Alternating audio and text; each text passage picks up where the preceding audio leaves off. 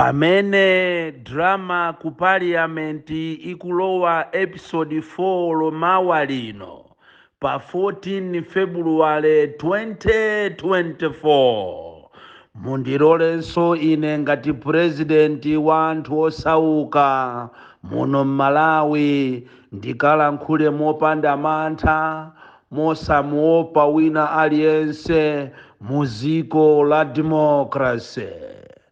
Ine ndine born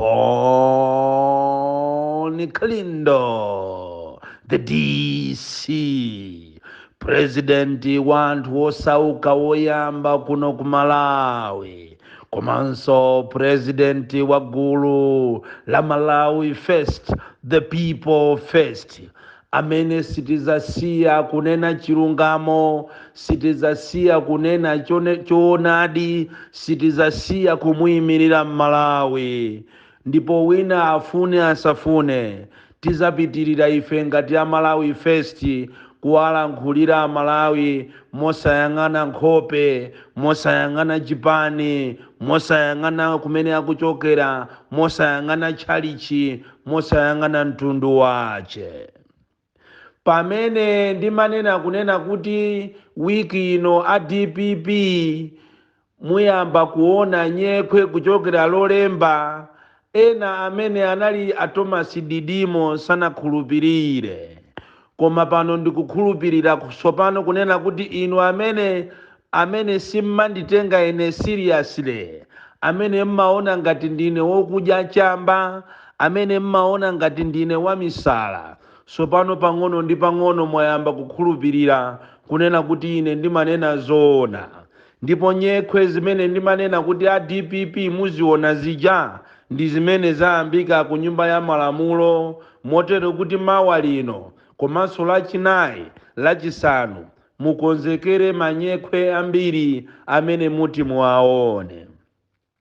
Komano mwina ndikupempheni kunena kuti muyang'ane kwambiri beyond the NYENKHWE, kuti kodi zimene zikuchitikazi tanthauzo lache ndi chani. Tanthauzo lache ndilonena kuti inu mwene mukhoza kumaona ngati akulimbana ndi inu, komatu nkhani ndi yomwe ija ya age limit, akulimbana ndi munthu wina wache amene akuona kuti asokoneza 2025. Ndiye funso likhale lonena kuti ngati inuyo aphungu a nyumba ya malamulo mukukankhidwa, mukutulusidwa nyumba, chikhaliyenicho ndinu aphungu a nyumba ya malamulo, kodi misonkhano ya 2025 mukapanga? Ndipo zimene zikuchitika zija muziwiretu kunena kuti siku linanso muzatulusidwanso nyumba ija chonchi chamene mwatulusidwa muja, komano wakukakambirana sopano age limit.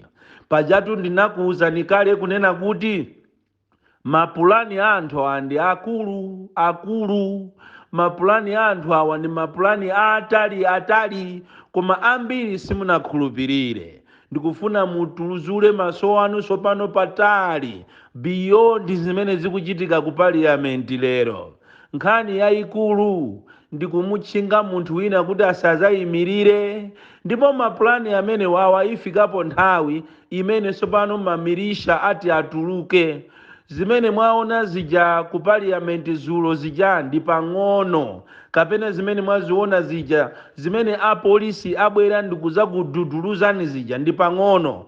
Kutereko kusogolo kuno ndiye kuti pena paliponse pamene muti muzipita ndikumakapanga misonkhano imeneyo izikathera mayi wawayo, misonkhano imeneyo izikathera pansewu, chifukwa anthu awa akufuna agwirise system ya ku Zimbabwe, system ya ku Kenya, system ya ku DRC, system ya ku Rwanda, imene inu a opposition simuzatolapo kanthu kena kalikonse. Ndipo ndamva chisoni kwambiri kunena kuti chipani cha UDF chimene chinayambisa nawo democracy, chifukwa wina afune asafune, chipani cha UDF ndi chimene chinayambisa democracy muno Malawi. Zimene zikuchitika zija mukhoza kumaziona ngati ndi za DPP, koma zimene zija ndi za zipani zonse zosusa muno Malawi. Tinkayembekezera kunena kuti inu a UDF ndi zipani zina zosusa mutuluka nawonso panja ku just to show solidarity ndi mmene zachitikira anzanu. Koma tamva chisoni kwambiri kuona inu a UDF mutasalira nyumba yomweja ya nyumba ya malamulo ndi kumalankhula mmene muja penanso zonyoza ndi kuzuzula anzanu. Ziwani kunena kuti nkhondo imene ijayo yakonzedwa ija si kuona kuti uyu ndi wa DPP, uyu ndi wa UDF, uyu ndi wa Ford, uyu ndi wa chipani cha ndani. As long as iweyo ndi wa chipani zosusa uziwe kuti uli nawo pa ndandanda umene uti uzuzidwe, ndipo ndandanda umene muti muone zilango, ndandanda imene muti muone nyekhwe pamene mukupita ku 2025 kuzisankho. Ine nimaona ngati ino ma champions kukhala ma champions a democracy muno Malawi, inu a UDF mukanayimaso nanu nji ndi kuzuzula nchitidwe wonyasa ndi kutuluka ndi anzanu aja. Koma pamene mmene mwapangira muja mwaonesa kulephera kwambiri. Ziwani kunena kuti one person killed is one too many. One member of parliament, opposition member of parliament sent out is one too many. Mukanayenera mukhalire limodzi. Ndikuthokozeni inu zathu amene munatuluka nawo limodzi, komanso munayima nyumba ya malamulo ngati akamulepo kaluwa. Akamulepo kaluwa mwaonesa kuti ndinu statesman, ndipo mwaonesa kuti you are too democratic. Inuyo ndinu democrat weni amene dziko la Malawi likumudalira kapena likulirira. Tikufuna anthu angati inuyo oyima pa chilungamo, osakhala makawazi ongofuna ndalama. Amene munaona anasala ajawo amenenso ali mamembala a DPP atatu ochokera kumpoto. Pamene paja leadership muziwe kunena kuti muli ndi makawazi, muli ndi a Thomas Didimo, komanso muli ndi a Judas Iskarioti amene ati akakuperekeni pa sikulo. Kutero kwa anthu amene aja aoneseratu chimene iwowo ali.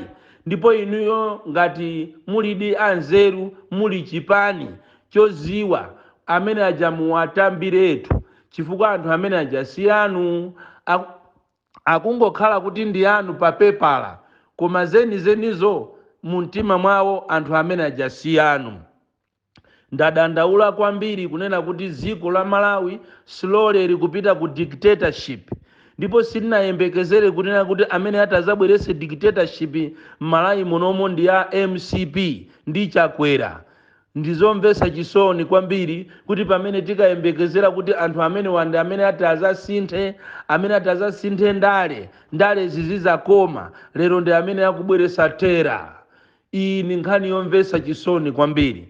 Ndipo iyi nkhani isakhuze zipani zokha, komanso zikhuze inu Amalawi nonse kumene muliko mukuyenera mudere nkhawa kunena kuti democracy imene timayifuna ija, democracy imene anthu ena anafera, democracy imene anthu ena anazunzikira, lero lisomano yamba kuphedwa pang'ono ndi pang'ono, tikubwerera ku one party system. Ndipo ndikupempheni inuyo pamene achipani cha DPP apempha anthu awo kuti apite ku parliament, ndipempheso ine ngati president wa anthu osauka, ndipemphe Amalawi nonse akufuna kwabwino, tiyeni ku parliament tikaonese umozi, tikakhale nawo, chifukwa apapa tikuteteza democracy. Tikayembekezera kuti tiona zipani za Ford, zipani za UDF, zipani za Mafunde, zipani zonse zosusa zinayenera ziyime pamozi. Ngakhale so zimene zili mutonse alliance mo, zimene zili so mutonsemo, zinayenera zonazonso zipereke ma statement yawo, chifukwa zimene zikuchitika zija slowly democracy is going. Ndipo pamene tizatutumukira kuti taononga democracy, it will be too late.